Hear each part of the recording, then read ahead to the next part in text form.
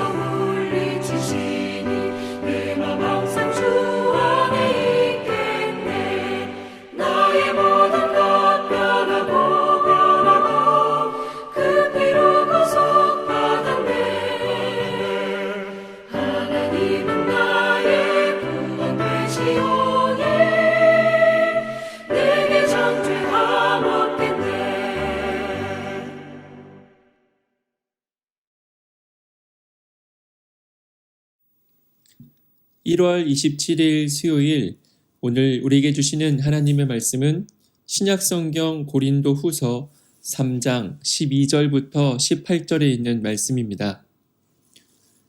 우리가 이 같은 소망이 있으므로 담대히 말하노니 우리는 모세가 이스라엘 자손에게 장차 없어질 것의 결국을 주목하지 못하게 하려고 수건을 그 얼굴에 쓴 것 같이 아니하노라. 그러나 그들의 마음이 완고하여 오늘까지도 구약을 읽을 때에 그 수건이 벗겨지지 아니하고 있으니 그 수건은 그리스도 안에서 없어질 것이라. 오늘까지 모세의 글을 읽을 때에 수건이 그 마음을 덮었도다. 그러나 언제든지 주께로 돌아가면 그 수건이 벗겨지리라. 주는 영이시니 주의 영이 계신 곳에는 자유가 있느니라. 우리가 다 수건을 벗은 얼굴로 거울을 보는 것 같이 주의 영광을 보매 그와 같은 형상으로 변화하여 영광에서 영광에 이르니 곧 주의 영으로 말미암음이니라. 아멘. 이스라엘 자손은 자신들이 하나님의 선택된 백성이라는 자부심이 컸습니다.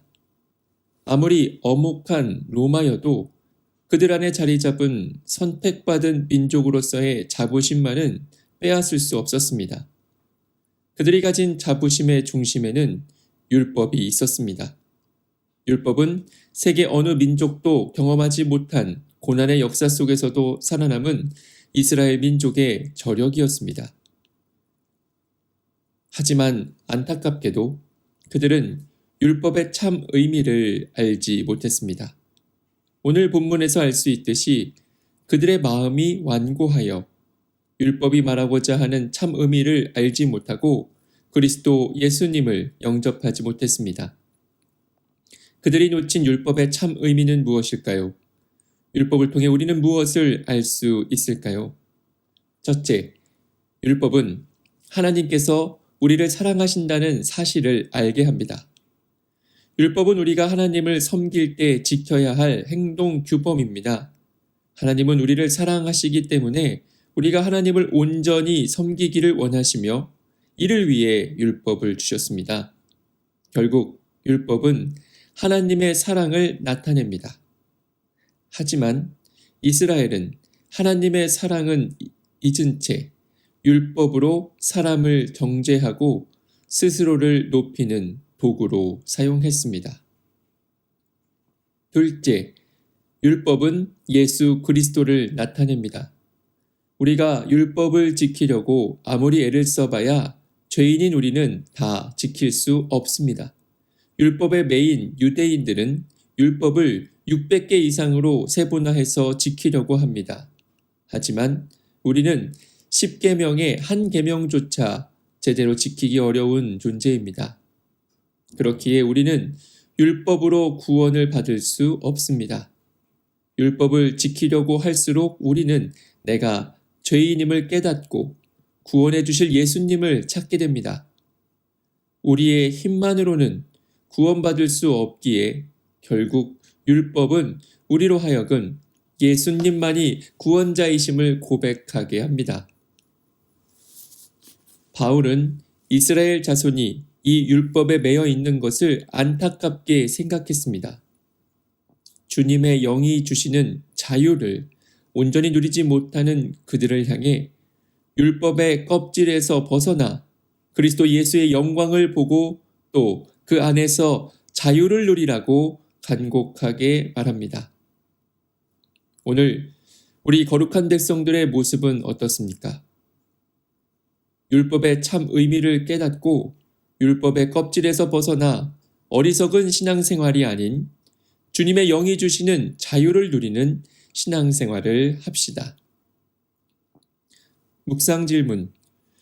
율법의 완성이신 예수님의 가르침을 어떻게 행하고 있습니까? 오늘의 기도. 우리를 사랑해 예수 그리스도를 보내주시고 구원의 길을 열어주신 하나님 아버지 감사합니다. 율법에 매여서 다른 이들을 정죄하는 잘못을 저지르지 않게 하옵소서. 주님이 주시는 자유로 하나님과 이웃을 사랑하는 오늘 하루를 살아가게 하옵소서. 예수님의 이름으로 기도합니다. 아멘.